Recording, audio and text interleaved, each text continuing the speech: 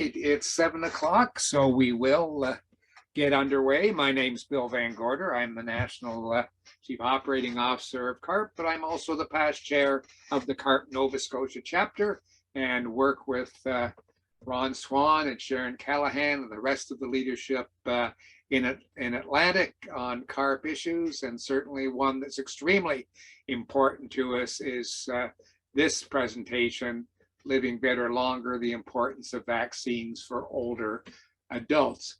I want to let you know that this event will be recorded, is being recorded right now, and within a couple of days will be up on our website and also posted, excuse me, posted on our Facebook page. So anyone who wants to see it again, or if you want to refer any of your family or friends to it, we'd encourage you to do so. Most of you are members of CARP, but if you're not a member of CARP, we urge you to join, because your membership makes it possible for us to present these kinds of webinars.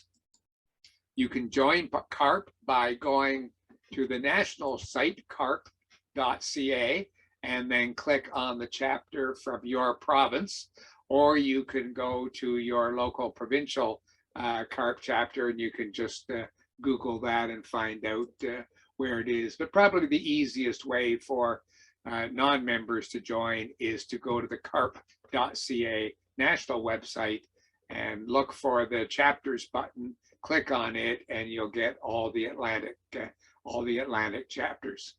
So without further ado, I'm going to introduce our speaker tonight, and our good friend who's been involved with CARP for a number of years and doing these excellent presentations for us. Dr. Shelly McNeil is Professor of Medicine and Chief of the Division of Infectious Diseases and a clinical scientist for the Canadian Centre for Vaccinology. So we certainly couldn't have anybody who's more of an expert to do this presentation. So Dr. McNeil, over to you. Thanks very much, Bill, and good evening, everyone. Pleasure to be here. I'm looking at two screens, so I apologize if I'm looking like I'm not looking at the right place. But as Bill said, I really enjoy doing these presentations, and it's a nice opportunity for me to hear the questions that you have to make sure we're trying to answer them as much as possible. I was updating this slide earlier this evening, and the title slide said December 12th, 2018. So interestingly, we've been doing this at least annually since then, I think. So pleasure to be here. As Bill said, I am an infectious diseases specialist in Halifax. The last year or so, I've been, it's more than a year, a couple of years now, I've been the Senior Medical Director for COVID, planning and implementation for Nova Scotia Health. So spending lots of time on COVID, but my true passion is in adult vaccines and ensuring that we optimize protection of older adults by using all the vaccines we have to their best utilization. So I'm going to talk about COVID and influenza vaccines tonight, but also a little bit about some of the other vaccines you may have heard about and should be asking your provider about. So, I think probably this is usually this CARP audience is kind of preaching to the choir, so to speak, in that you are often quite aware of immunizations for adults, but it is important that we think about adult immunization in the same way that we think about childhood immunization. We normally, when doctors do a history, for example, in the office of a child, it's automatic for them to ask about what vaccines the child's had and make sure that they're, so-called up to date and have had all the vaccines that are recommended for them.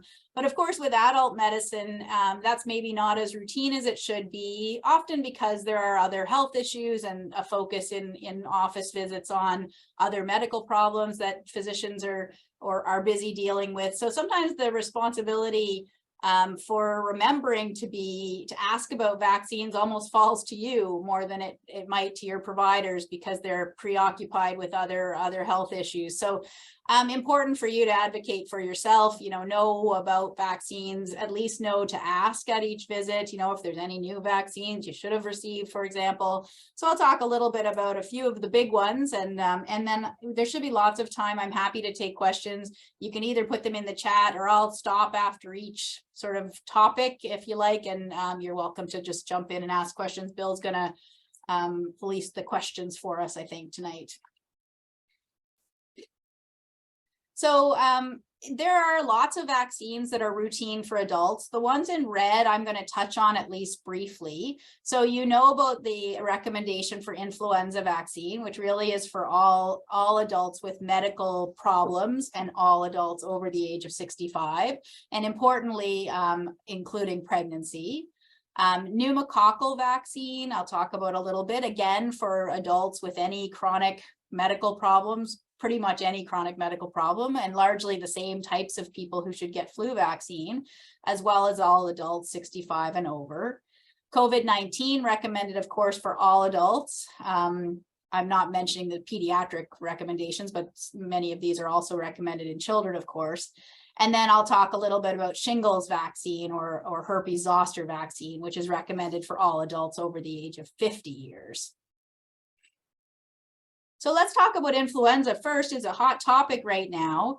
As you know, we didn't see much influenza over the last couple of years largely because of the public health measures we were all taking to prevent COVID spread. So we were all masking and washing our hands and staying home when we were sick and social distancing or physically distancing. And so we really had 2 seasons where we saw very little influenza. And this year it's back as we anticipated. We've each year been worried that was going to happen, but this year it's actually happening, where influenza has come back with a vengeance. So influenza is a respiratory virus. COVID is also a respiratory virus, but they're very different viruses. They both are largely respiratory viruses in that their dominant effects are in the lungs, but like COVID, flu can cause some other problems as well. So influenza is a virus that we typically see in waves during the winter season, as people sort of start to get back indoors in close contact with other people. It's characterized by fever and cough and sore muscles and tiredness.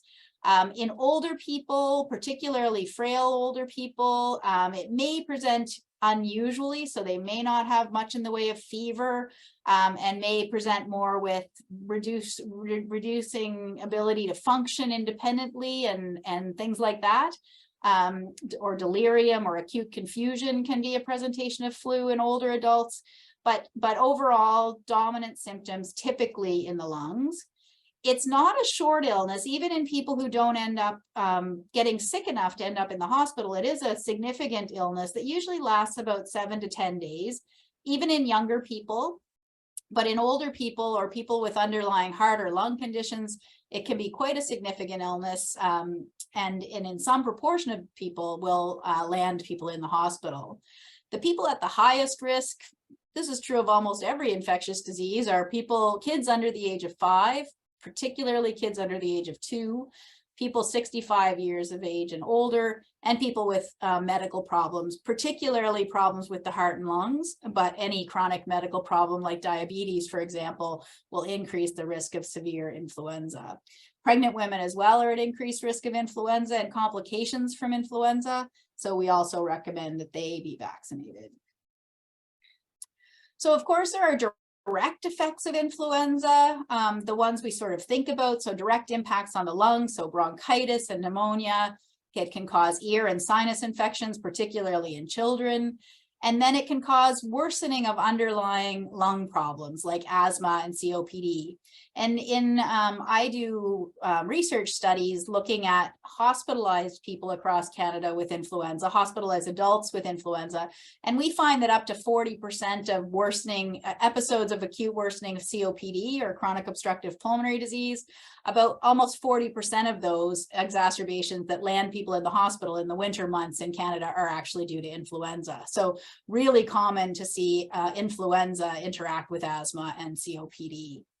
But we've also learned lots about flu over the years in terms of its indirect effects on other parts of the body. So we now know for sure that people who have an acute episode of influenza are at increased risk of heart attacks and strokes following influenza. So it can precipitate heart attack and stroke.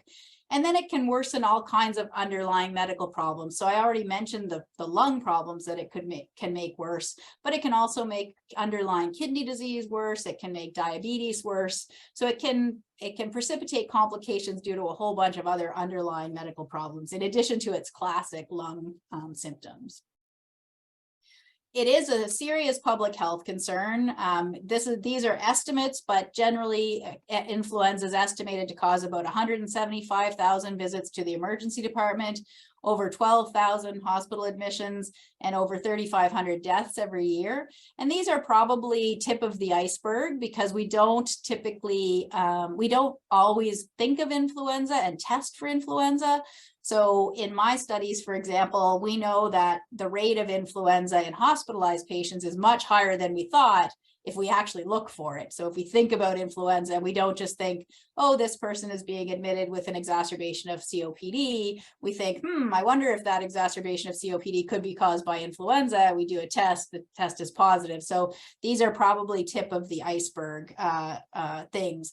This year, because we've had 2 years without very little flu, and the flu season happened so much earlier before a lot of people had a chance to be vaccinated, we're seeing very high rates of hospitalization, probably the highest rates we've seen. We had in 2000, I think it was 15, 16 or so, we had a really bad influenza season. This one's looking even worse than that. So definitely the worst one we've had in a long time, and certainly earlier. So, I hope by the time I finish this talk, if you haven't had your flu shot, you'll run out and get it at your earliest opportunity, because hospitals really are across the country. I think most of you are from Atlantic Canada.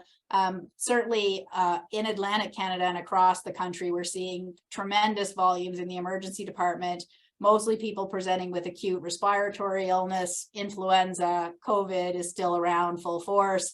And then another virus, which I'll just briefly talk about, called RSV, that also can affect the same types of people, older people and young children. So these are likely tip of the iceberg. In older adults, we know that adults who are over the age of 65 are disproportionately impacted by influenza. So although adults age 65, and Bill, I probably have my stats a little off, but generally we generally estimate the adult 65 plus population to be about 15% of the Canadian population. But they account for about 67% of all hospitalizations due to influenza and about 88% of deaths. So though influenza does impact children, and we're seeing a lot of impact on children this year, and it's getting lots of media attention, the bulk of the severe disease due to influenza really is in older adults. And the vast majority of deaths we see due to influenza are in older adults. Oops, sorry. We also know that being an older person is one of the most significant risk factors for severe influenza. But if you're an older person and you have underlying medical issues, your risk of death due to influenza is significantly higher. So for people who are over 65, the risk of dying from influenza is 5 times higher if they have chronic heart disease, and 12 times higher for people over the age of 65 who have chronic lung disease. If you have both chronic heart disease and chronic lung disease, the risk of dying from influenza is 20 times increased, so quite significant risk. And we know that the best way we can prevent those hospitalizations and deaths is through vaccination. So hopefully, again, by the time I finish this, you will be convinced that you need to get your flu vaccine. The other thing we didn't used to think about very much was the impact of influenza, not only on chronic medical problems and complicated medical disease, but also the impact of influenza on functional outcomes, on the ability of people to function independently, on frailty and progression of frailty. And the geriatricians or the geriatric doctors use this term catastrophic disability. And they define that as a loss of independence in 3 or more activities of daily living. So that would be a loss of independence in 3 things like bathing yourself, dressing, getting ready in the morning, those sorts of activities of daily living. So you could imagine that if you were to become if you were to lose independence in 3 of those big ticket activities of daily life, that would be catastrophic to most people. And we know that amongst older people who experience catastrophic disability, the majority of them have been in hospital. And it's hospitalization that kind of precipitates that downward spiral into loss of independence. And pneumonia and influenza are the 3rd most common cause of catastrophic disability.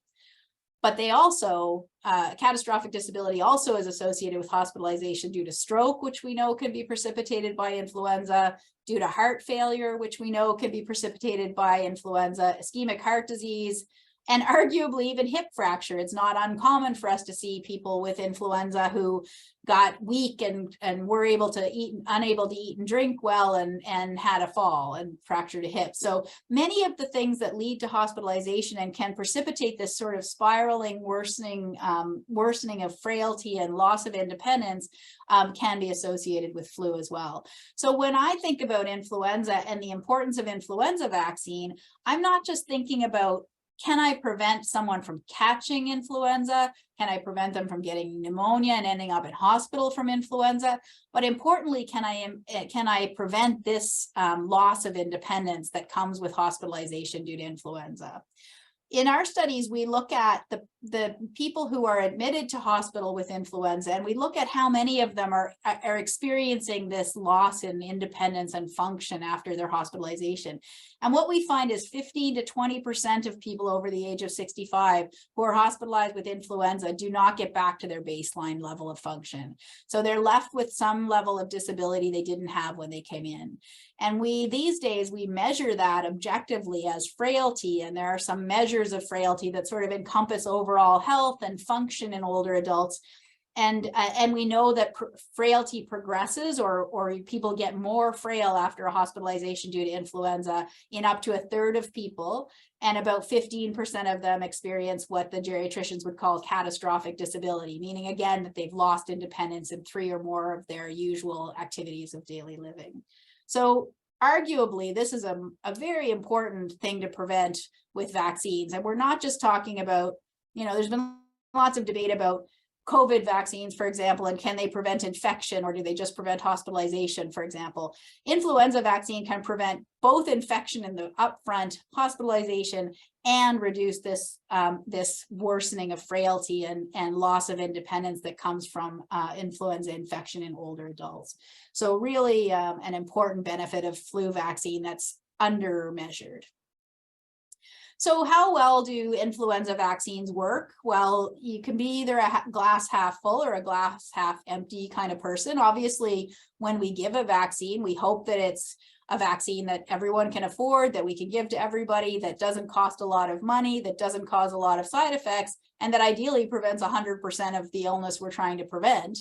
Influenza meets a lot of those first ones. It is cheap and accessible and readily available. It prevents about 60% of cases of influenza. So you have about a 60% less chance of ever getting influenza infection if you're vaccinated compared to if you're not. It prevents about 40% of hospitalizations due to influenza.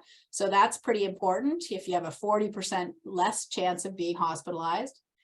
If you do get influenza after if you do get influenza after being vaccinated, it reduces your risk of ending up in an intensive care unit or needing a ventilator by about half, and it reduces your risk of dying from flu by about 75%.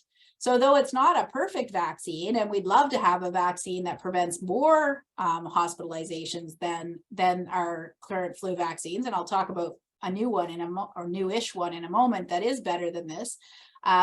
It's still an important benefit, and I don't think anyone would argue with it being important to reduce your chance of ending up in hospital with flu by 40%. As I mentioned, in people with emphysema or COPD, influenza is a significant cause of exacerbation or worsening of COPD in the winter months, and we and others have shown that influenza vaccine will prevent about 1/3 of exacerbations of COPD. And there is some evidence and mounting evidence every year that shows a decreased risk of stroke and heart attacks in older people who are vaccinated against influenza in the wintertime. Of course, the holy grail of influenza vaccines is finding one that works well in older adults. And older adults, one of the downsides of aging is that the immune system gets older with us. So we know that as people get older, their immune system is less able to fight off infection. And that's why we often see many infectious diseases more commonly in older adults than in younger people. But the other downside to that aging of the immune system is that our bodies are less able to respond to vaccines, to make antibodies and other immune responses to vaccines. So the protection from vaccines tends to be less in older adults than it is for the same vaccine in younger people. So there's been lots of thought in people who make vaccines as to how they can overcome that weakening of the immune system that happens naturally with age. And different strategies have been employed. One of them is sort of a surgical strategy, which says if we give this much flu vaccine and it prevents, say, 40% of hospitalizations, what if we just increase the amount of the active part of the vaccine and see if that would prevent even more disease? So this vaccine, high dose flu vaccine that you've been hearing a lot about in the news lately, it's called I'm not supposed to really use trade names, but sometimes people hear trade names and so they recognize them better. So this one's called Fluzone HD or Fluzone High Dose. And it basically, the strategy there is a vaccine made specifically for older adults. And the idea is that if you take 4 times as much of the active component, which we call the antigen, in the vaccine, if you put 4 times as much of it in, you're able to get as good an immune response or a much better immune response than you can with our conventional standard dose vaccines. It has been around in Canada since September 2015, well, licensed in 2015 and available since 2016-17. Unfortunately, it's not publicly funded in Nova Scotia. It is publicly funded now, meaning it's part of the regular free flu campaign in most provinces for people over the age of 65 this year. And I know CARP has been working hard on your behalf to convince all governments to fund it. I'll tell you why in a minute. But unfortunately, as yet in Nova Scotia, it's only funded in the publicly funded vaccine program for people in long-term care facilities, for older adults in long-term care facilities, not yet publicly funded for older adults living in the community. This vaccine does work better in older adults. So it's about 24% better effectiveness. So that's not to say it prevents 24% more disease, but it prevents about 24% more disease than a similar standard dose vaccine. And that's been shown to be true even in people who are much older, so people over the age of 75, and in people with frailty. And we know that the regular flu vaccine sort of gets less effective the older you get, and gets less effective the more frail you are. And of course, those are the people you most need to protect from influenza, because they're the people who are sort of on a teeter-totter, you know, living well in the community, but it doesn't take much to sort of tip the balance in favor of people losing independence. So it is fun. It is a vaccine that is better than the standard dose vaccine. Of course, it's more expensive than the standard dose vaccine. And so it is taking a bit of time to work it into the general population. Oh, and Sharon is just letting me know that it's also not funded outside of nursing homes in Newfoundland. So I think that leaves Newfoundland, Nova Scotia, and maybe Saskatchewan. Although I think even Saskatchewan, it might be just Newfoundland and Nova Scotia then where it's not publicly funded, but we can. Sorry, Dr. McNeill, it's Nova Scotia, Newfoundland, BC, and Quebec. Okay, thank you. So we're not in good company on that one. So NACI, which is the National Advisory Committee on Immunization, which nobody used to know what it was, but now since COVID, a lot of people have heard the term NACI. So it is our national scientific advisory group in Canada that reviews the scientific evidence for vaccines and makes recommendations to the provinces about vaccines, well, to the public about which vaccines they should get, and then also to the provinces about which vaccines they should offer as part of publicly funded programs. And NACI has for several years now made a recommendation that high dose vaccines should be used in people over the age of 65, because we know that it works better, particularly against this particular type of influenza called influenza A H3N2, which is one of the strains of influenza that circulates most seasons. It is by far the dominant strain so far in Canada this year, and it's the one that causes the most severe disease in older adults, influenza AH3. And this vaccine works even better against against this particular strain of influenza than standard vaccine. So given the burden of that particular strain and all strains of influenza in general, and the evidence that high dose vaccine provides better protection, the National Advisory Committee has suggested to older adults that if they can, they should get a high dose influenza vaccine rather than the what we now call the standard dose influenza vaccine.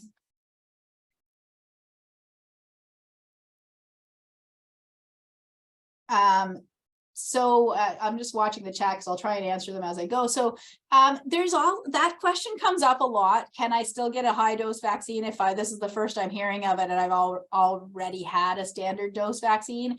It's not generally recommended to get two influenza vaccines in the same season. Although what I would say, and again, I'm not talking for the company that makes the vaccines or anything like that. I'm talking as a vaccine expert. If we have a prolonged and terrible season and influenza and high dose flu vaccine is not available before Christmas, we have trouble getting it, people couldn't get it, we do recommend for sure going out and getting the regular vaccine if you can't find high dose vaccine around. If you've had that and then after Christmas, the season's still going strong, there's lots of influenza hospitalizations and the like, I do sometimes recommend getting the high dose vaccine at that point. It's not harmful, but it's not a general recommendation. It's more just me recommending it to you. So yes, you could purchase high dose vaccine and get it then. You probably couldn't get it. I'm sure you couldn't get it in a province where it's funded if you've already had a regular dose vaccine, because they would have, restrictions on getting two vaccines. But if you're paying for it, you could do that. Oh yeah, here. So see, now I looked this up, Terry, and I thought the Prairie provinces all said it was funded, but Terry's saying it's not, and he's the company, so he would know that. But at any rate, it's not publicly funded in Nova Scotia. It's available by prescription, so you do need a prescription to get it. And it has been a little bit hard to find, but we have been able to find it. It's just sometimes takes a bit of persistence to find it, and it usually costs between $60 and $80 to the person. So you get a prescription from your family doc or from whoever, and then you call around to pharmacies and see who has it available. They often will keep a wait list because they're waiting to get a vial worth of people to come in, and they'll actually give it to you in Nova Scotia, at least, when they have a dose available, and they just charge you directly. So it's not too late to get your flu vaccine. This is the rates of influenza hospitalization by age in Canada. This is the most recent weekly report, which I think is even from today or yesterday. And you can see that so 65-year-olds are in orange and kids are in red. So this is unusual for us to see this much hospitalization in children. But again, keeping in mind that we have a couple of birth cohorts of young kids who were not around for any flu season before, because there hasn't been any flu circulating since they were born. It's not surprising that we're seeing kids that are getting flu now. But older adults, this is also a bigger, faster, more significant season than we typically see. Usually in the Maritimes, we get flu starting around Christmas time or a little after and peaking kind of in the middle of February or even into March. This year, we're seeing this wide upswing in the entire country, and you can see that it's very high. And if I were to show you the last seasons before the pandemic, the curve would be kind of over. I don't know if you can see my arrow, but it'd be kind of lower and it'd be over here. So it'll be later and lower than what we're seeing. Now, the one bit of hope everyone is holding their hat on is we do seem to see a teensy bit of stabilization. It's still going up, but maybe not quite as steeply last week as it was the week before. So we're kind of hoping this represents an early peak and not a really long, terrible season. You know, maybe we'll just peak and have a similar season earlier than usual, but I think we're not sure yet what's going to happen, and we will likely get a lot worse before we get better, no matter what happens epidemiologically. So that's all I was going to say about flu. So I'll just go to the chat and see if I answered people's questions. Yes, so ask your GP for a prescription. Some pharmacists will also prescribe it. Newfoundland, you have to buy it at a pharmacy. Didn't require prescription for high dose flu, so maybe the pharmacist prescribed it to James. It's sometimes possible to get it without a prescription if pharmacists are immunizers. But generally speaking, people will get a prescription from their provider. Did anyone have any questions about influenza before I move on to COVID? You can just wave at me or raise your hand or put something in the chat if you want. Okay, well, we can come back to it if anyone thinks of anything they want to ask later. So do you really need another COVID vaccine? That's probably the most common question people ask me these days. Yes, absolutely. You really do need a COVID vaccine. We're still seeing, despite the focus right now on flu and RSV, we are still seeing a steady grumbling amount of COVID in hospitals. So it's very difficult to know what's going on with COVID in the community right now, because largely people are not bothering to test anymore. In some provinces, it's very hard to get a test, even to have access to rapid tests. But even in places where tests are readily available, people are sick of getting tested for COVID and aren't bothering. So it's very difficult to know what's going on in the community. We have several ways, though, we can get a sense. In hospitals, at least in Nova Scotia, we still test healthcare workers. If they're off sick with a respiratory illness, we require them to get a COVID test. We still are seeing fairly high numbers of healthcare workers off with COVID. So that's a little bit better marker, I think, of what's going on in the community than regular community testing. And we're also continuing to see this slow grumbling level of hospitalizations, which has been stable for the last probably about a month, but definitely not getting better. We're still seeing hospitalized patients. If you look at the numbers, so this is just Nova Scotia. I didn't pull all the provinces' data, but this is the October report for COVID in Nova Scotia. You can see that we're still seeing 200 to 300 hospitalizations per month. I think it's going to be up a little bit from what I've been seeing clinically for the month of November, but still seeing several hundred hospitalizations per month, still seeing, you know, depending on the province, you're still seeing quite a few deaths due to COVID. And we know that the rates of that are really borne largely by older adults. So this one down at the bottom looks at the relative risk. So what's the risk of being hospitalized with COVID by age compared to people who are 18 to 49 years? That's sort of the benchmark. You know, how much higher risk am I if I'm older of being hospitalized than if I were an 18 to 49 year old? You can see that 70 and older people are about 18 times higher risk of ending up in hospital due to COVID. And you're 220 times more likely to die from COVID if you're over 70 than if you're 50, under 50. So this is a disease largely of adults, of older adults. It has shifted a bit in the way that COVID's presenting. So in the beginning of COVID, in the early days, you know, where you recall seeing stories from Italy, it really was a severe acute lung infection with, you know, abnormalities on the chest x-ray and needs for oxygen and ventilators and the like. It's really shifted now to look more, in my practice, more like influenza does. So not always with a obvious acute respiratory illness or pneumonia, but more likely to present with sort of non-specific worsening of underlying medical conditions, exacerbation of the underlying lung disease, exacerbation of heart disease, heart failure, progressive sort of functional decline and the like, but still causing lots of hospitalizations. And the other thing that people have sort of gotten, I think, a bit sidetracked about is, well, do the vaccines even work? You know, Shelly, I've had 3 friggin' doses of this thing, and you're still telling me that everyone I know has COVID, the vaccines don't work anyway. That is absolutely not the case. This is a virus. This new Omicron variant is just so transmissible that even with significant protection from vaccination, we're still going to see infections, and we're going to see lots of people infected, but mostly with mild disease, because most of the maritime provinces, fortunately, are very highly vaccinated against COVID. And that's really what's been driving this shift. You know, Omicron may be a little less aggressive than the original strains, but it still causes significant disease. And it's really the vaccine that's changed the landscape of COVID. But you can see that if you look at the rate per 100,000 people, or 100,000 person years, which is just an epidemiologic way to look at the risk in a population. If you look at the risk of hospitalization in unvaccinated people, it's 552 per 100,000.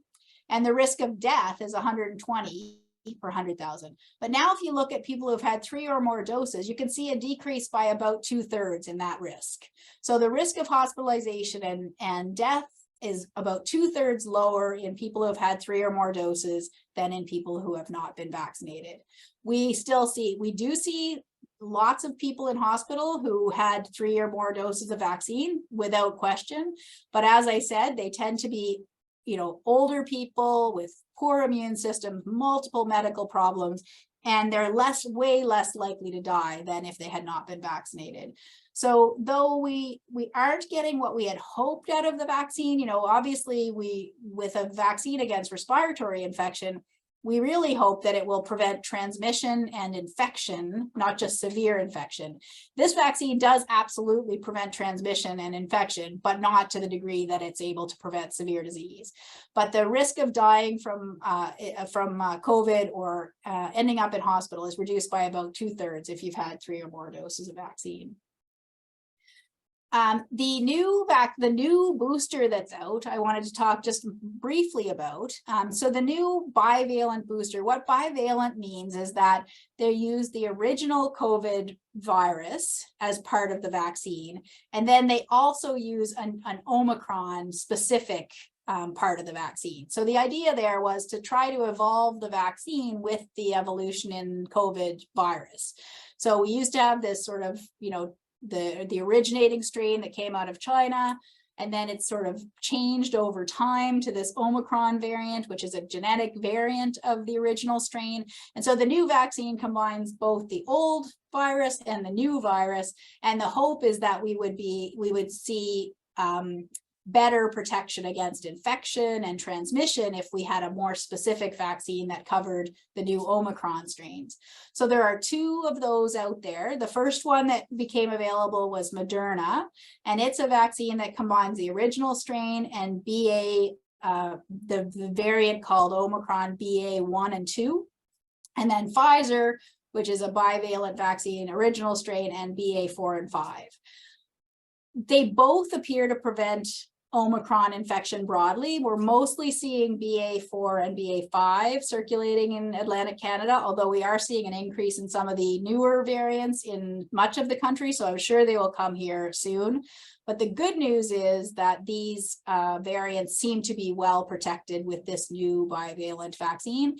And there was lots of debate. You probably recall, if you're crazy enough to look at social media, which I sometimes make the mistake of doing, you'll remember that when the Pfizer bivalent came out in the US and we were using the Moderna bivalent, our vaccine in Canada was the combined BA.1/2 original strain one, and they were using the BA.4/5. And so there was lots of speculation that the BA.4/5 vaccine would be better because it was by then the BA.4 and 5 were the strains circulating in Canada. But as more data comes out, it looks like both of them are going to prevent BA.4/5 and future variants about just as well. So the long and short from this slide is it doesn't really matter which of these 2 boosters you get. You should get a fall dose for sure. So you should have gotten one since these bivalents came out in the last month and a half or so. And it doesn't matter which one you get, Moderna or Pfizer. So some people had Moderna for their whole series, and Moderna did appear and perhaps still appears to be a little more effective in older people than Pfizer. So if you've had all your other vaccines with Moderna and you're okay to stick with it, just stick with it. Likewise, if you had all Pfizer, you're welcome to stick to it. And otherwise, you could pick whichever one you want and whichever one happens to be available. It would appear that they're both going to work just as well. We're only recently starting to get data about how well these vaccines are going to work in the real world, the new bivalent boosters. And both in the US and in the UK, they've published data just in the last week or so looking at how well the bivalent boosters protect against the new circulating Omicron strains. And there's a further reduction on top of people who got 2 or 3 doses. There's about another 50% additional reduction in disease from either of the boosters. So we know that if you've only had 2 doses of vaccine, you still have considerable protection against hospitalization, but we know that's significantly improved with a 3rd dose and even more improved again if you have a bivalent booster. So if you haven't yet had a bivalent booster, you should also run out and get that. And you can also do that on the same day you get your flu vaccine. So I think that's what I said. So the recommendation is to wait 120 days if you're over the age of 70. It's 168 days for younger people, but it doesn't matter. Wait about 3 or 4 months, 4 months probably after your last dose of COVID vaccine to get your bivalent booster.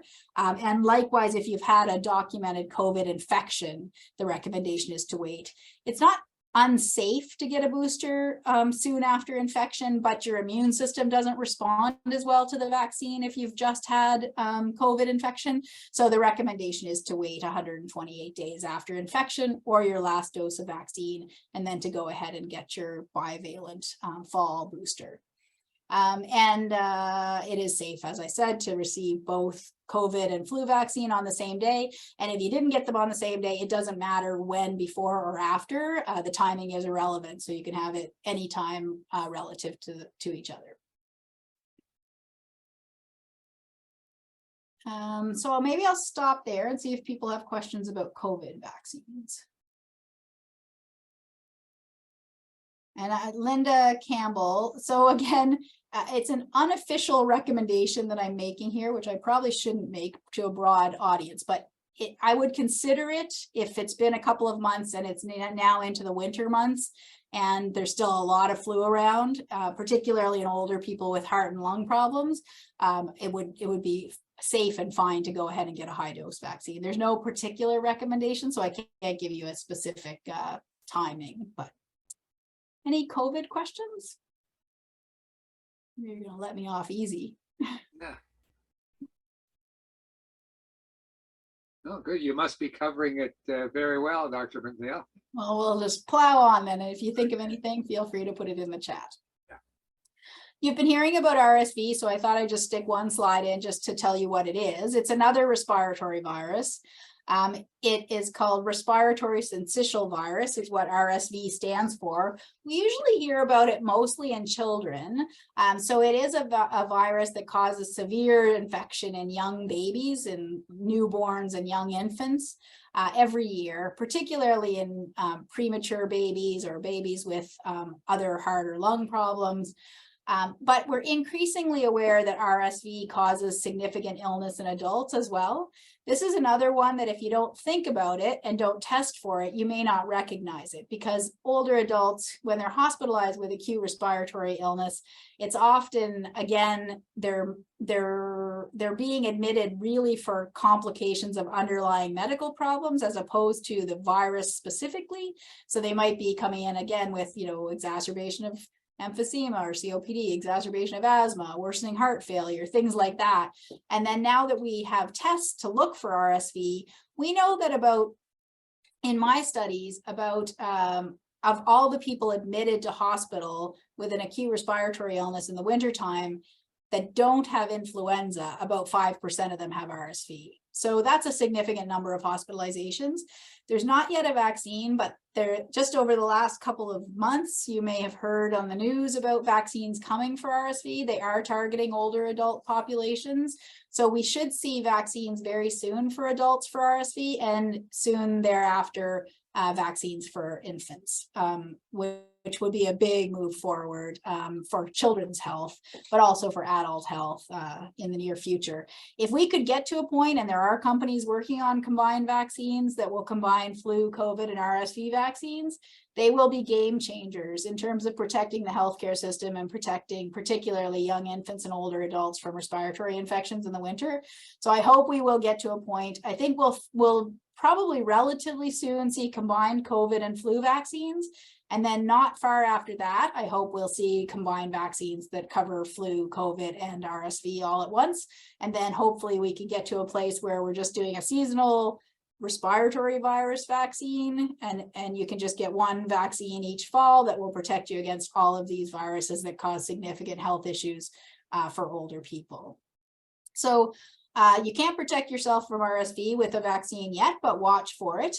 Again, the best thing you can do right now is make sure you've had your fall COVID booster, make sure you've had your influenza vaccine. If you can get a high dose vaccine, get it. I absolutely think people should be wearing a mask in indoor spaces, and you would be hard pressed to ever find me out in public without a mask on. I know people try because they want to stick it on Facebook and call me a hypocrite, but I am not. I do wear a mask all the time. I take care of my older parents and I don't want to make them sick. I also don't want to get COVID or flu, because particularly COVID, we know that there are long-term impacts even in younger adults with chronic fatigue and chronic respiratory problems. So I personally am trying hard to avoid COVID. I probably won't avoid it forever, but I do strongly believe, I don't care about mandates. I'm not talking about mandates, but I think sensibly, with as much virus we have in the community right now with all three of these viruses, you're crazy to go to Costco or hockey games or whatever without a mask on, and you're really putting yourself at risk. So please wear a mask in indoor spaces. Make sure that you're not going out if you're sick, even if you have minimal symptoms, because we know both influenza and COVID can be transmitted from people with minimal symptoms. Make sure your family is aware not to bring the kids over if they're sick. We have lots of sick kids, and it's going to be another Christmas that's going to be challenging, I think, for families, because kids who are sick should not be around their grandparents this season. And as much as that sucks, it sucks even more if the grandkids give the grandparents COVID or flu and they end up in hospital. So, keep your gatherings small, like one more year, wear a mask when you can, and stay home if you're sick. And though most provinces have moved away from recommendations for COVID tests before gatherings, I do still think there's a use for them. You need to do more than one. So you need to do, say, leading up to your Christmas dinner, do a couple of rapid tests, one a couple days before, one the day of, so that you try to pick up. They don't eliminate the risk that someone in the room has COVID, but they certainly reduce the risk that someone in the room has COVID. So I do still think there's a role for asymptomatic rapid testing for COVID before holiday gatherings. And again, I'm not speaking as a public health person, I'm speaking as an infection doctor. All right, so let's see what's in the chat. Reaction 25 years ago, told never to get a flu shot again. So Louise, I'd have to know more about that, but generally speaking, the only reaction that there's two reactions that we would pause and want to investigate more carefully before recommending a flu vaccine again. One would be this thing called Guillain-Barré, which is a neurologic syndrome, the one that causes paralysis and the like.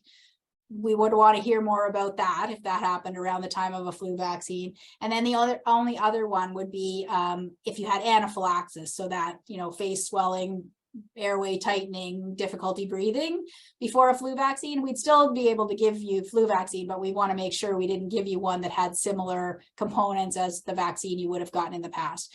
So almost certainly the advice to never get flu vaccine again is wrong, but I would definitely want to talk to you in more detail about the specifics before I said go get a flu vaccine. And you're welcome. Bill knows how to reach me. You're welcome to reach out to me by email confidentially after, and I'm happy to review whatever happened and give you advice about whether it would be safe to go ahead. I do think that we will be shifting hopefully even now to annual COVID boosters.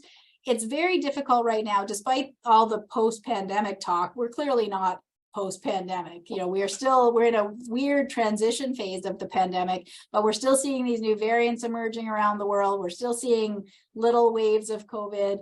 So it's a little bit hard to say when it's likely COVID will become a seasonal virus like influenza and RSV. So we'll see little of it in the summertime when people are out and about, and then it'll come back in northern climates over the winter when people start to gather. But we definitely haven't reached that phase of COVID yet. We're still seeing it, you know, outside of respiratory season. Last summer, we had more than we have now, for example. So I think we will get to a point where we're recommending annual boosters. And I suspect with the fatigue in the community around COVID boosters, we may be there now. You know, we may not see another booster recommended until next fall, but I think it depends on what happens over the winter and which variants come and how severe they are, and like whether they might recommend an extra dose for really high risk people in the spring. But I do think we'll get to an annual recommendation in the relatively near future. Do masks protect you or protect other people? They really do protect both. So in the beginning, you know, there was a lot of talk about protecting the people around you by wearing a mask, but what you're trying to do is prevent, so the virus is transmitted in droplets and in perhaps smaller aerosols that come out of people's mouth. So you can imagine that you having a mask over your face is the best way to prevent anything you have from getting out into the air around you and infecting other people. But there's no question that it also prevents, if you are in air with virus in the air, it will also help to protect you. The best protection is 2 masks, so both people wearing a mask, but either person wearing a mask is better than nothing. And then there's lots of debate about which masks people should be wearing. And this whole debate over airborne versus not airborne, et cetera. There's no question that this virus is very easily transmitted. It's kind of semantics, whether it's, you know, if it were truly airborne, that basically means that, you know, if you were to get into an empty elevator where someone with COVID had been 20 minutes before, there might still be COVID in the air. That's probably not true. But it is probably true that it's in very small droplets, and, you know, you could be further away from 6 feet than 6 feet and still catch COVID, I think. But that's a topic of much debate. What we do know is that the better fitting the mask is, the better it will protect. Because if you look at people in those blue medical masks, you know, around, or the cloth masks, even worse, you can see that there's lots of air coming in and out around that mask. So what you want is a mask that sits tightly against your face. Sometimes the blue ones do. If your face is the right shape, the blue one may fit, you know, sit nicely on your face so that, you know, when you feel, if you blow out, you don't feel air coming out, you know, on the sides or fogging up your glasses. But if you do, then you know air's coming in and out, so it doesn't really work. So most people have discovered these what are called KN95. So they're not the tight N95s that we wear with the head straps in hospitals.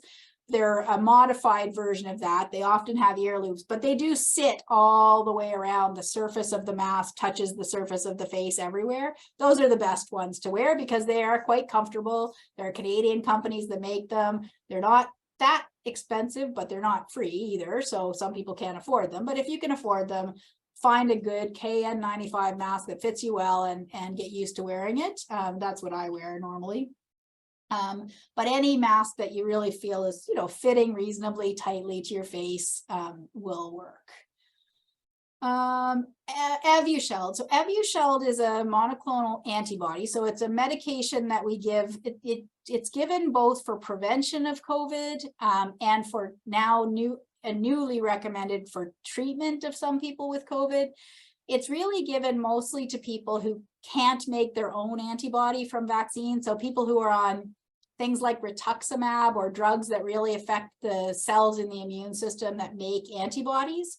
So we give it sometimes, for example, to transplant patients because we know that they may not have responded well to vaccine and may not have protection from vaccine. It's basically a way to give them antibodies that their body didn't have to make themselves. So it's sort of not, we don't have great evidence for Evusheld either for prevention or treatment of COVID, but we do use it occasionally in those patients that can't make antibody themselves, transplants, rituximab, those would be some of the MS medications that, multiple sclerosis medications that affect the immune system, but it's not a commonly used drug in most provinces.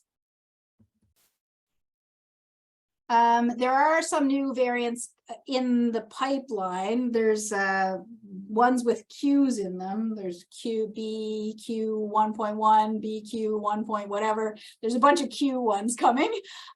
They are increasingly prevalent in central and western Canada. We have not seen much of them yet in the Maritimes.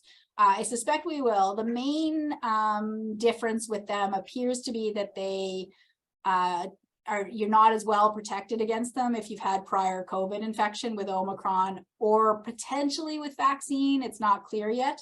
So they may be less, you might be less protected against them, but they don't seem to be more severe than Omicron. So they still seem to be relatively non-severe compared to the original COVID strain. So we haven't yet seen a variant that's sort of scary and new and causing severe disease, which of course is what we're all scared is going to happen, particularly as China opens back up and they get widespread transmission and millions and millions and millions of people in China. That may offer the opportunity for this virus to get a new life and come back more seriously, but we haven't seen that yet, thank God. Duration of protection, Jeff is asking about duration of protection. So it's too early yet to know. We do know, as we do know that the original vaccines do wane. Fortunately, their protection wanes mostly for infection and non-severe disease. The protection against severe disease actually has been holding out quite well. And in younger people, to be honest, I'm not even sure younger people really need 4 or 5 doses of vaccine because the protection against severe disease in younger people is very good. In older people, it wanes a little bit more quickly. So the boosters definitely, as I showed you, add protection against severe disease for older people. But it's not clear yet how long the bivalent vaccines will work. Of course, this is a virus that seems to be smarter than we expected it to be in the beginning. So it is changing all the time like flu does. And so it may be that the duration of protection is fine, but the virus changes enough that we need another dose, which is what happened with flu, of course. The reason we need a dose isn't because the protection wanes, it's because the virus changes enough that we need to tweak the vaccine to keep up with the virus. And we may end up being in that situation with COVID where each year the vaccine, hopefully we get to a yearly vaccine, but it may be that the vaccine's a little bit different every year because we adjust to what type of COVID is circulating each year and try to give the vaccine that's most specific to that strain.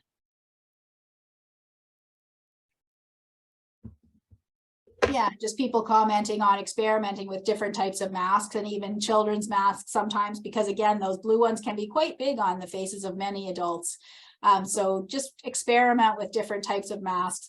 I personally don't think cloth masks are any good anymore unless you're using them over top of a medical mask. Sometimes with a medical mask that doesn't fit quite well, you still get a bit of gaping on the sides. If you put a cloth mask over top of it, it may give that seal that you need around your face. So sometimes they're useful over a medical mask, but I really think you should invest in some good medical masks that fit you for the winter. All right, so I think I'll shift gears to just a few words about shingles and then a couple other things. So shingles is also a virus. Viruses are bad. That's the other moral of the story. So shingles is a virus. It's the same virus that causes chickenpox in children. And when you get shingles, it's really your own chickenpox. So most of us had chickenpox as a child. Either we know it because we were symptomatic and we remember having chickenpox, or we were exposed to chickenpox as a child. And once you've been exposed to the chickenpox virus, your body's never able to clear it. So it goes into the little nerve roots around the spine, and it lives right in around the spine. Most of the time, your immune system is able to just control it there, and it's never able to escape. It's sort of every time the virus tries to replicate in those little nerve roots, the immune system kicks in and you don't get any symptoms. But as your immune system ages, as I talked about with flu vaccine, the body becomes less able to fight or to control the virus in your nerve roots around your spine. That either is because of age or because you get put on an immunosuppressive medication, or you get cancer or some other illness that suppresses your immune system. And when that happens, the virus is able to, what we say, reactivate. So it starts to replicate again, and it travels down the nerve root from the area of the spine that it's living, travels down the nerve root to the nerve that supplies to the area of the skin that particular nerve supplies. So it causes this nasty, blistering, painful, itchy red rash. It's in what we call a dermatomal distribution. So that means it travels along the nerve root to a specific area of the skin supplied by that nerve. So it's very linear looking rash. It's always on half the body, because the nerve root comes out of the spine, wraps around the body onto the skin. So it's always on one side of the body, typically not crossing the midline. And that's usually how we recognize it. It's, the rash itself is usually pretty recognizable, but the big clue sometimes, like in this lady with the face, is that it doesn't cross the midline. As soon as you see a rash that doesn't cross the midline, it's almost certainly shingles.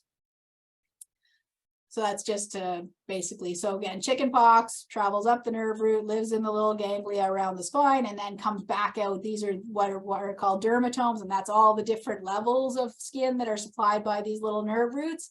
The most common place we see shingles is in the trunk, so in the chest and back in front of the chest wall, but then next commonly would be sort of neck area, and then anywhere else is fair game, but less common.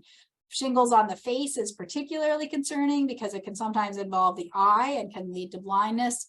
Can also be more likely to be associated with an increased risk of stroke, although we know that stroke risk is higher after shingles anywhere on the body, but it's particularly higher in people who have had shingles on the face.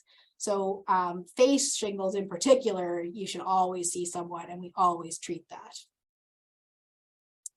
These are just different typical rash. Most of you, I bet, have seen shingles, either had it yourself or had a friend or loved one with shingles. It's a very common illness. And again, it can happen anywhere, but the hallmark is sort of a linear looking blistering rash on one side of the body. One of the main complications that we worry about with shingles is what's called post-herpetic neuralgia, or PHN. And that's really a pain syndrome. Shingles, when it happens before the rash comes out, often people will describe numbness or burning or sort of hypersensitivity of the skin before the rash comes out. The rash itself is quite painful, usually lasts 2 or 3 weeks, sometimes even a bit longer. But one of the things we have concern about is that in a significant proportion of people, that pain won't go away even after the rash resolves. And it's very difficult to treat pain. It's it's a terrible pain to tolerate. So it's this weird sort of intense burning or throbbing or stabbing pain. It's a nerve root type pain. And it can happen in, on average, about 1 in 5 people who get shingles will get post-herpetic neuralgia. And we define that as saying the pain lasts more than 3 months after the rash went away. Often it's much longer than that, though, in people who get post-herpetic neuralgia. But for people who are older and get their first episode or their episode of shingles in their 70s, up to half of people will get post-herpetic neuralgia. So when the vaccine was developed, it was really to try to prevent this, because the rash itself is miserable. There is no question it's associated with considerable pain and loss of work and impaired function and all of that for a few weeks. But it's really this complication that's the most dreaded and what we really value vaccine for trying to prevent, because treatment of shingles with antiviral medications, Valtrex or other antivirals, doesn't prevent this complication. So one of the big reasons to get vaccine is to avoid shingles altogether, of course, if you can, but also to prevent this terrible complication. So how common is shingles? Again, a very common infection. About 1/3 of people have shingles in their lifetime. For people who live to 85, more than half will develop shingles in their lifetime. That amounts to considerable disease in Canada, about 130,000 cases of shingles every year, leads to multiple healthcare visits per person, usually because of that pain that people have.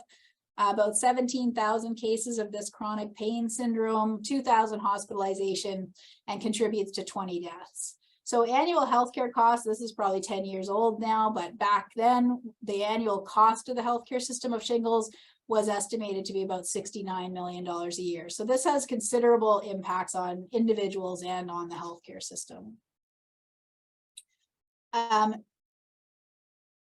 In terms of complications, I mentioned that with the acute rash, there's often very poor quality of life. Anyone who's had shingles will tell you it's a horrible illness. They often can't put a shirt on, can't wear a bra, can't put their pants on because anything that touches the skin hurts. They can't sleep, they can't work. Again, 2 to 4 weeks generally. Post-herpetic neuralgia, again, very common. And then there's other complications, as I mentioned, blindness in the eye. If you have ocular disease, you can occasionally get bacterial infections infecting those skin lesions, though that's not common.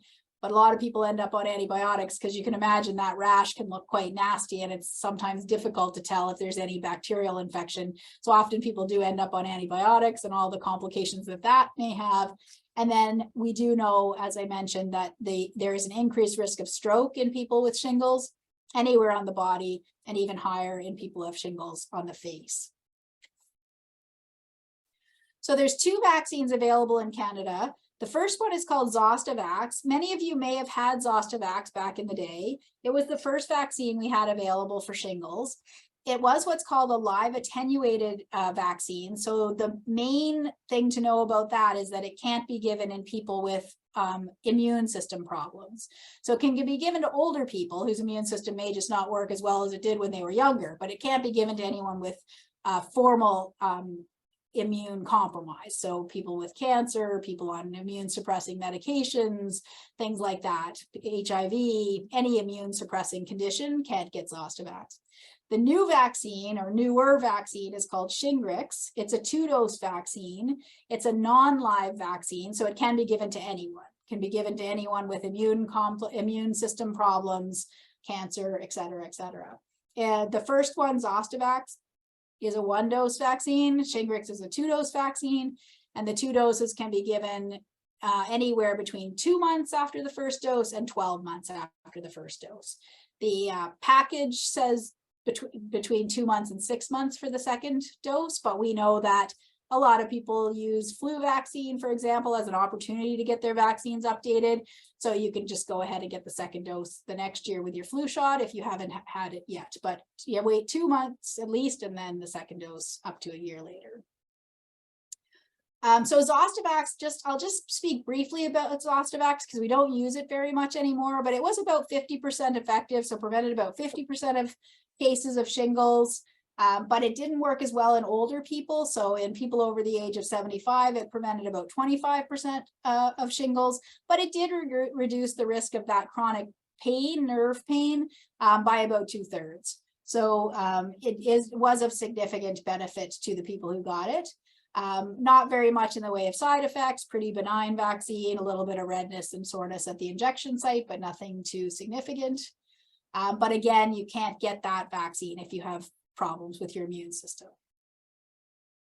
The other problem with Zostavax is it didn't last very long. So, we started out with protection again, sort of in the 60 to 70% for post-herpetic neuralgia, and then it fell by the time you were out 7 or 8 years after your dose of Zostavax, you probably don't have much protection anymore from that vaccine. So initially the conversation would have been, when do I need a booster with Zostavax? But then Shingrix came along, the new vaccine, and we really don't use Zostavax anymore, unless for some reason people can't get a hold of Shingrix, which is the preferred vaccine. Shingrix, on the other hand, so this is the 2-dose non-live vaccine, which is much newer, is much more effective. So really, this is kind of, what I was describing as what we hope vaccines will do. And it's rare to see this level of effectiveness for adult vaccines, because as I said, as people get older, their immune system doesn't work as well. They don't respond to vaccines as well. So really super impressive, effective vaccine. So almost 100% protective against shingles and post-herpetic neuralgia in people who got Shingrix. So really impressive vaccine. It is a vaccine with lots of side effects. This used to be, I always used to tell people when I spoke to groups like yours that this is the vaccine that's associated with the most side effects for adults. But now that COVID's around, they're kind of similar. So they're both associated, COVID and flu and Shingrix vaccine are associated with lots of injection site reactions. So almost everybody gets a really sore arm. About 10% of people after Shingrix get an arm sore enough that they can't really do their regular activities for a day or two. So it is a vaccine that you have to be, you have to be aware that you're likely to have side effects and that those side effects are normal and expected. It also is associated with what we call systemic side effects, so headache, fatigue, sore muscles, etc. So again, kind of similar to COVID vaccines, and about 2/3 of people will feel crappy after Shingrix vaccine for a day or two. Again, about 10 or 12% of them sick enough that they, can't go to work or slow down their daily activities. So I always warn people, both with COVID vaccines and with Shingrix, to get the vaccine not before a big event. Don't get it before your daughter or granddaughter's wedding or something like that. Get it when you can, reliably take a few days to just watch Netflix or whatever at home on the couch, because you may predictably feel kind of crappy for a day or two after Shingrix. So who should get Shingrix? So it's recommended for everyone over the age of 50. There's really not a whole lot of reasons not to get Shingrix. Again, it can be given to people with any degree of immune suppression, safe in those people. It is recommended in everyone, even if they got Zostavax before, and that's because it's much more effective. And we know that Zostavax doesn't last very long. So even if you had Zostavax in the past, you should get 2 doses of Shingrix. Even if you've had an episode of shingles in the past, we know people are at risk for getting another episode of shingles as they get older. So even if you've had an episode of shingles, you should still get Shingrix, the 2 doses. Again, you can use it for immunocompromised people. They just strengthened that recommendation recently. It used to be just immunocompromised people, older adults, but now immunocompromised people of any age we give Shingrix to try to prevent shingles. And the only time we use Zostavax anymore is when we have people who don't have immune compromise, but they can't find Shingrix or they can't afford to buy Shingrix, because Zostavax is a little bit cheaper than Shingrix. So it's not publicly funded in Nova Scotia, or actually most places in Canada. It is paid for in the publicly funded system in Ontario and maybe a couple other provinces now, but still not publicly funded in Nova Scotia. The cost of Shingrix is about $300-ish for the 2 doses, a little bit cheaper, more in the $200 to $250 range for Zostavax. So Zostavax is a little bit cheaper, but arguably a better investment to get Shingrix, because the duration of protection is better and the effectiveness is better. This is another one that you do need a prescription for, but many pharmacists do vaccinate, so that you bring the prescription to them and they will actually give you the vaccine. All right, let me check the chat while you think about if you have any other questions. So 8 years ago, just looking at some of the comments, so 8 years ago, if you had a shingles vaccine, that would have been Zostavax, and you should get the new one, Shingrix. So you should get the 2 doses of the new vaccine, Shingrix, because you wouldn't still have protection from that original Zostavax vaccine. So just ask your doc about that. The duration of protection for the new one is just evolving. We're out to about 10 years of information now with still very good protection, not 100% anymore, but still 80+% 10 years out. So it is going to be a much longer protection vaccine. And so far, there's no recommendation that anyone would need any more doses after those original 2. But of course, we'll follow. And if we find that at 15 or 20 years, the protection starts to drop off, there could be a recommendation at some point for a booster, but not looking so far like we'll need a booster for that one, given that, most people are getting it in their 60s and 70s. We know it lasts at least 10 or more years, so hopefully we'll need a booster. And I'm going to comment on pneumonia vaccine momentarily. You do not need a booster after Shingrix, at least as far as we know, as I said, and I'll talk about pneumococcal vaccine here in a sec. Any other questions? I think I saw a hand there, maybe it disappeared. James, go ahead.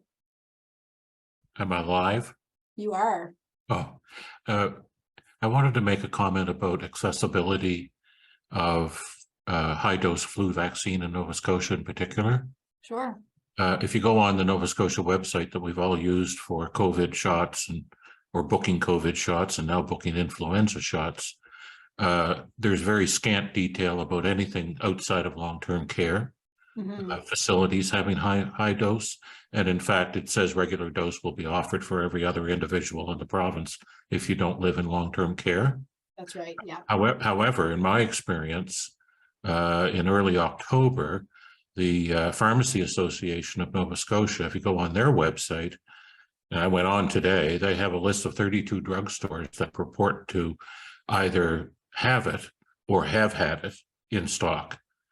And the only way you can access it is start phoning every drugstore on that list, and hopefully booking a shot. And I went through that exercise in October, and about 85% of the drugstores no longer had it. They're not backstopped by the province, so if they bring it in and can't use it, they have to throw it out and take the loss. Yeah. Whereas with regular flu vaccine, it comes to them free, so they have no financial risk. And they also don't give any credit for the fact that you're not going to get the regular shot. So they're not going to give you the $15 or $10 or whatever it costs for the regular flu shot off the cost of the high dose. So I think there's an education process that has to be given or be available to residents in Nova Scotia, seniors, in terms of how do I actually access it? Yeah. If I want to pay for it. Yeah, I agree 100%. And I think the challenge is that when government isn't funding a vaccine, they don't see it as their responsibility to educate the public. I agree with you. I disagree with that stance, but that has been the stance. And that's why you don't hear the government talk about Shingrix either, for example, because they don't pay for it. They don't provide it as part of the publicly funded program. So the Pharmacy Association of Nova Scotia has been quite proactive in trying to, as you say, make lists. My parents, I wanted to get it for them. I ended up having to call around, and ultimately their community pharmacy took a list, it came in a 10-dose vial. So they basically made a list, and once they had 10 people, because again, like you say, they don't want to waste the vaccine because they had to buy it. So it is a challenge. Accessibility is always a challenge. And, especially this year when we knew before, arguably the government didn't necessarily know for sure this was going to happen. What's happening now, back when they would have had to order it, in February or whatever, but predictably we knew that we were going to have a bad flu season sometime soon. And so I personally have advocated, I know that CARP has advocated, because until something's publicly funded, there's always going to be equity issues. There's going to be accessibility issues. So I hope that we'll see them move to a publicly funded program next year, and we'll continue to advocate for that. But I agree with you 100% that, people maybe don't even know it exists. And if they do, they definitely don't know how to get it, and we don't make it easy for people. So I agree with your comments for sure. Thank you. Any other questions about shingles? Okay. Let's see here. Whooping cough, just one word on whooping cough. So this is an infection called pertussis, or whooping cough. You may remember it from your childhood when it was pretty common. It is, again, a vaccine preventable, this time a bacterial infection that largely affects young kids and older adults. But in terms of getting really sick and dying from infection, it's really just babies that die from pertussis. Even in adults, we see it, and it causes chronic cough. People used to call it the 100-day cough back in the day, I gather. My parents and grandparents tell me, and that's because it does cause quite a prolonged cough, even in adults. Not typically the whoop like you hear in kids, but a long, prolonged cough in adults. So worth preventing. But we use it mainly, the vaccine, to prevent transmission of pertussis to vulnerable young infants.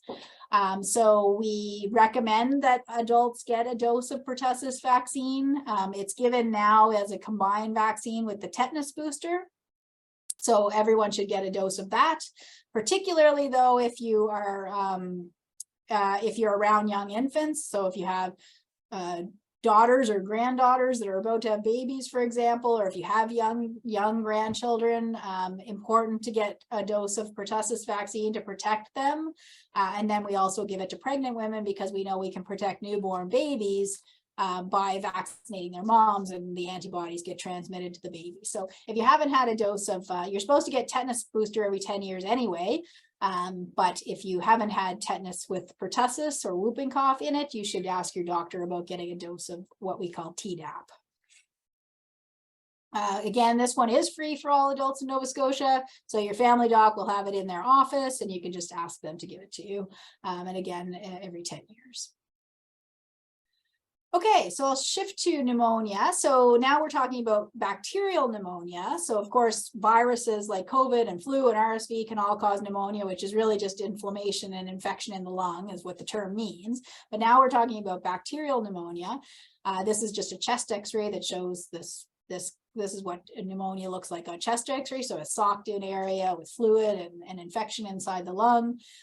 It's associated with cough and shortness of breath and fever and chest pain. It can be associated with bloodstream infections. So the bacteria can get into the blood and cause complicated pneumonia with bacteria in the bloodstream. The most common bacteria that causes pneumonia is called Streptococcus pneumoniae or pneumococcus.